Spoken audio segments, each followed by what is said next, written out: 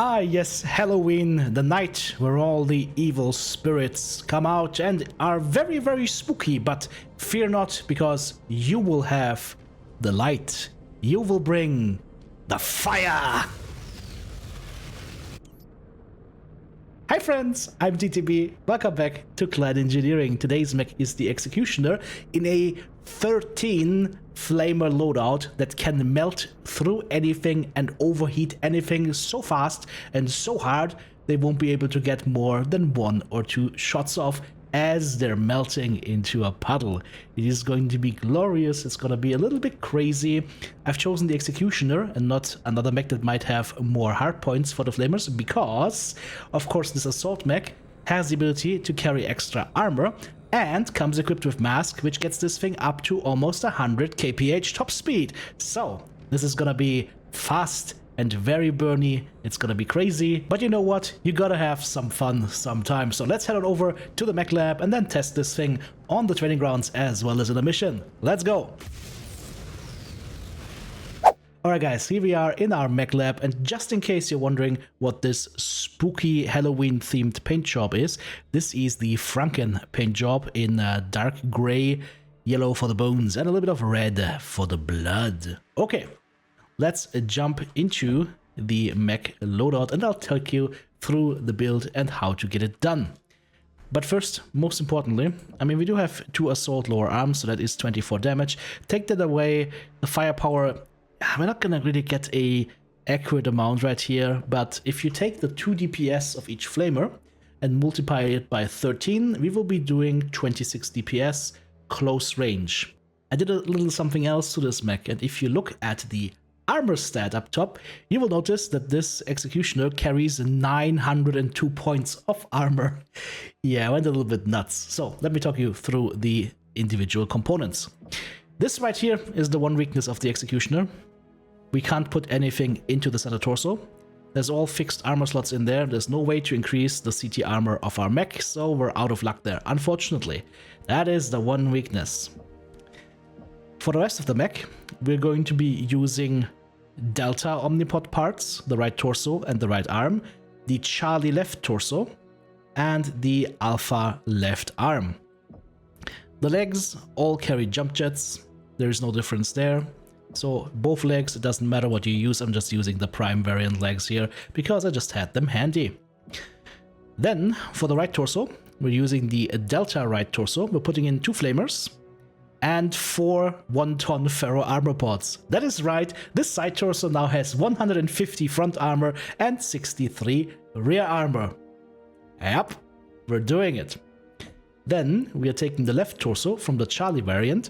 We're putting in 1 flamer and a 1 energy hard mount, and then we're putting in 5 tons of ferro armor pods. 5 individual ferro armor pods, getting us to 177.5 front armor. This is more front armor on the side torso than a Mistinks has on the whole mech as you buy it from the shop. 74.5 back armor. Well then, the head component, same story. There's nothing we can do here, so it is just an 18 armor standard head component. For the left arm, this one is from the Alpha Omnipod system. We're taking triple flamers in there and then putting in a targeting computer Mark V. The reason why I'm putting in the TC Mark V is because it gets us 8% extra energy range. And with an energy range, and I use range very loosely here, of 90 meters for our flamers, the TC Mark V will get that up to 97. So if I remove that, you see that? It's not calculated in anymore, now it's just 90. So I can extend our range with this, and we have the tonnage, it's not a problem, up to 97. That's also the max size TC we can put in there. Then we take the Delta right arm, and we're putting in 7 flamers and another ferro armor pod for extra armor, bringing this arm up to 102 armor. The other arm, unfortunately, is going to be at 64. You could use a smaller targeting computer here and get an extra ton of armor from this arm as well. I will just leave that up to you if you want to go and see if you can get this mech up to like 950 or so armor. It's definitely possible. So it has really good DPS, 26 DPS constantly. It's no slouch. The problem with this mech is range, and that's why I've chosen the Executioner here, because every Executioner, of course, has the Mask Mark IV in its side torso, and that thing will boost our top speed by 50%, and it will also boost our acceleration by 400%, deceleration by 200% almost, turning speed boost 0.35% as well. So this makes it so we are a lot more maneuverable than we normally should be in a 95-ton assault mech. And on top of that, of course, we have 4 tons of jump jets. Actually, this might be 8 tons of jump jets. Yeah, 4 jump jets, class 1, 8 tons in total of jump jets on our mech. Now, the eagle-eyed upon you will have spotted that we are at 90 out of 95 tons, and I just can't help that. I can't put anything in here right now that would be useful to us. Sure, I mean, we could do other things where we put in, let's say, for example, a large pulse laser for like the tiniest bit of extra long-range firepower, so you could take down a helicopter or whatnot. But I thought to myself, you know what? Yeah, we're gonna go with the program. The program today is, think you are a crazed killer, you've got like a pumpkin head on your mech, and you wanna go in and just grill stuff. So I didn't add that. This mech is gonna run at 90 tons, but it is still quite tanky and quite useful. Now, we've talked about the build, we've talked about the insane armor value that we have right here, 902. I think this is the most tanky mech I have built so far. I really wonder if we can get over 1,000 with some mech. We probably can. We'll try that in a different video. Let's jump into our Simpod and try it out. And which pilot should you give this to? Jaden gets energy range. Alexander maybe. Naomi, nope. Mia, nope. Maybe Ezra. Somebody that really gets... but cooldown won't help you. This is a constant weapon. Anybody that has range on that. My main problem right here is that I do not have research for flamers. So if you wanted to take this to the next level, you would need to get flamer damage, flamer heat, flamer range. Actually, I might be able to research a little bit right here on this save game. Let's see. 3 points in flamer range. Okay. Flamer damage as well. Okay. It's a good thing I have this stuff lying around here, right? Okay, that's it for flamer upgrades. So, we could make some upgrades. Perfect. Hey, didn't know that. The more you know. Perfect. Let's jump onto the shooting range and see what happens. This is gonna be ridiculous. Oh, man. I can't believe I'm doing this. Alright guys, here we are in our simulator. I just recorded shooting this mech a little bit, and then I realized I wasn't even shooting all my weapons. So, this time we will be shooting the full complement of all 13 flamers onto our locust here. By the way, notice the range with the upgrades, 135 meters. So that was worth it. We basically got our range up from 90 to 135. That is increasing it by 50%. That is something. Also, that locust just got roasted. There's a Scorpion light tank and it's gone. There is a Centurion. Let's start firing the CT. And it's gone. Okay, so damage nice. Here's a Demolisher. These guys are dangerous. Let's see. And it's gone. Nice. Okay, so we're flamering beautifully here. Let's go do our customary Atlas test. See how long it takes us. 21, 22, 23, 24, 25. About 5 seconds to destroy an Atlas through the CT. So that is the damage part of it, but remember guys, there is also the heat damage component part. Now if you have researched flamers, and I don't think anybody has, but if you have that, together with all these weapon systems, you can make a really big problem for any enemy. So let's go ahead, we're gonna take our Timberwolf here, and I'm gonna shoot our teammate, and I really hope that the flamer is gonna work here. Maybe hang on. Let's do it like this. Let's take the Timby, move it here so it doesn't step into water by accident. I want to make sure that nothing bad happens here. Nothing bad that would ruin, of course, our test.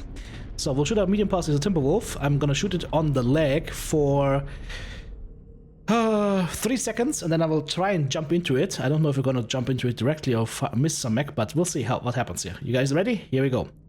21, 22, 23. I'm not the one you should be shooting at. 0 heat. Okay, so apparently it does not work on teammates in this kind of setting. That is just too bad. Damn, I would have liked to try that, but apparently you're not heating up teammates. Okay, well, was worth a try. Now you know. You could try this maybe in multiplayer.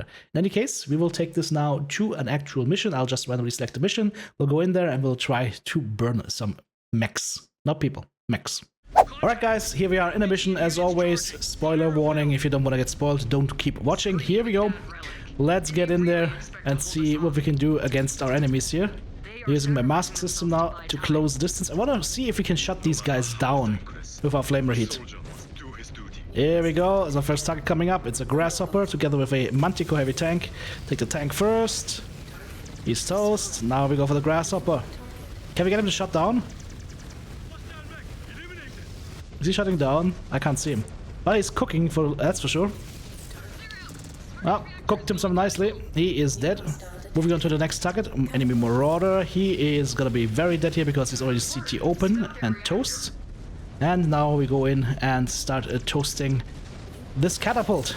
Burn! Not painful. Now, as you can see, since we're going close range, we're gonna be the main target, of course, and that means that we're taking extra damage. But that's why we have our lancemates. We can set the lancemates forward. Once they're engaged, we then can come in and clean up. What I'm not seeing so far though is a lot of heat buildup from the flamers, and I'm really wondering right now, this is just me personally, I'm wondering, are those flamers actually working correctly, or is there something else happening here? I'm also seeing that we're taking a lot of damage on our one arm, and I wonder if that is the arm that houses no extra armor. We'll see that. Maybe go down one size and get a ton of armor in there. Let's go ahead, go for the Stonecrow here. Start burning it down. Well, this thing is toast. Let's go for the quick draw. Wow, my teammates are going ham on these dudes. Now we go on the Warhammer. One thing I can tell you already though is the FPS are basically 0 right now. I'm just trying to cook this guy. Can we get him to shut down or something? I am really cooking this dude, but he just keeps coming. Notice how he's not shooting though? Like, he's not shooting. So maybe this is like a Mechwarrior Online where you can't get the guys to heat higher than 90% or so. But if you are at 90%, like, you're not gonna get any higher than that. So they will just not shoot because they're too hot. So that is possible. So you can't get them to shut down maybe, but they won't be able to shoot back. And not being able to shoot back is fine. Oh yeah, my nemesis is coming. I'm running as fast as I can. Oh no. Ah! You know what? I have jump jets. I'm doing this. Oh, I'm killing my legs. My poor Timmy legs! Did I hit it? I hit it! I flamed it out of the sky. Woohoo! Also, why is Yuichi's Timberwolf almost murdered? He was probably the guy that shot most of the targets here. So, I would say this flamer bolt is halfway useful. Also, don't kill yourself with the mask system. For some reason, PGI did not introduce a warning system aside from like colors. Like the bars getting, the tiny bars in the screen right here, they're getting blue and then yellow and then red when it's starting to hurt your legs. But I mean, come on, that's not a UI. That's just not a very good solution. It should be an audible sound right here that tells you what's going up. So, let's go on the Battle Master, and we're just gonna flame his leg here. He's still shooting. Now the leg's gone now. Just gonna try to flame all over him. Can he shoot? He doesn't look able to be shooting, right? Yeah, no. He's a little bit hot right there. I think he's cooking a little bit. Oh, fucking hell. They're coming again. They are coming, you hear? Okay, he's gone. Right, let's get the Lurm Crusader. That is a worthwhile target to burn.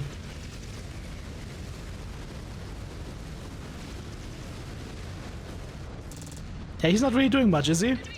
Huh? Are we toasting a little bit, good sir? Huh? Is it a little bit warm in your mech? Ah, such a shame. I'm noticing something else though. And that is this amount of flamers